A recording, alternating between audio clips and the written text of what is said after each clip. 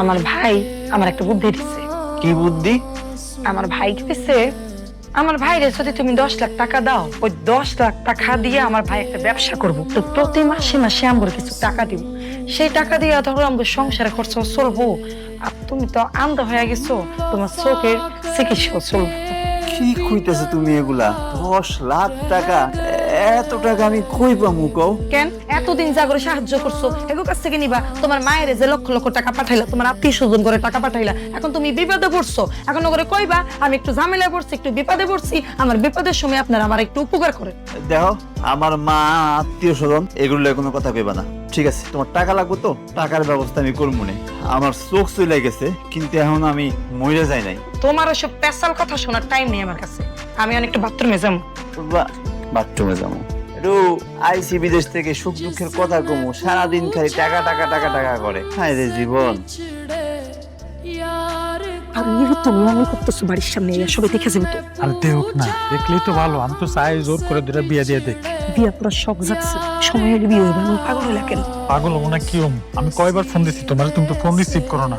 আমি টেনশনে থাকি না তোমার নিয়ে? টেনশন করার কি আছে? আমি ফোন কেমনে ধরবো? ফোন ধরতে পারবো না মানে? বলো না, হুট করে আমার জামাই আয়া পড়ছে। কি কো? তোমার জামাই হয়েছে মানে? মানে তোমার কি কোনো সন্দেহ টন্দেহ করছে নাকি আবার? এ আমার সন্দেহ কইরে আইসা পড়ছে। তুমি কেন বুঝতেছো না? এটা তোমার মাথায় যায় না? সর্বনাশ। আচ্ছা, তোমার জামাই কি তোমার কাজ মাস করে? তুমি আছো তো সব উল্টা পাল্টা কথা লইয়া, আমার ধরবো কখন? ধরার সময় দিচ্ছি আমি? খবরদার, তোমার জামাই যদি তোমার টাচ করে আমি কিন্তু মেনে নিতে পারবো না। একদম ফানা ফালা করে কাটতে পারলাম। আর তুমি কেটে পেলে তুমি একবার করে বাড়িতে চলে এসো। আরে তুমি ভাই, আমি কিছু করি নাই। এই, কে এখানে? আমি ইমরান, আমার চিনতে পারেন না আপনি? ও ইমরান ভাইরে, অ্যাক্সিডেন্ট কইরা আমি তো অন্ধ হয়ে গেছি, কিছু দেখতে পাই না। ও, এটা আগে কইবেন না আপনি? আল্লাহ, আপনি তো হাঁটতে হাঁটতে একদম পুকুর পাড়ায় পড়ছেন।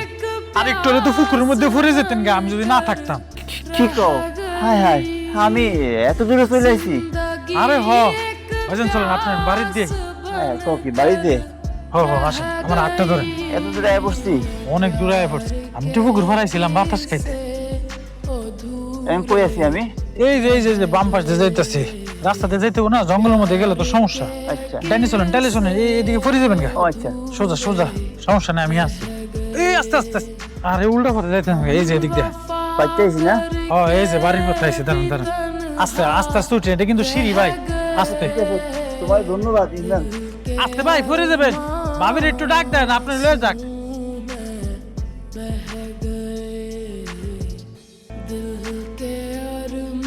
বাবা, আরে বাজার, কি রে বাজার?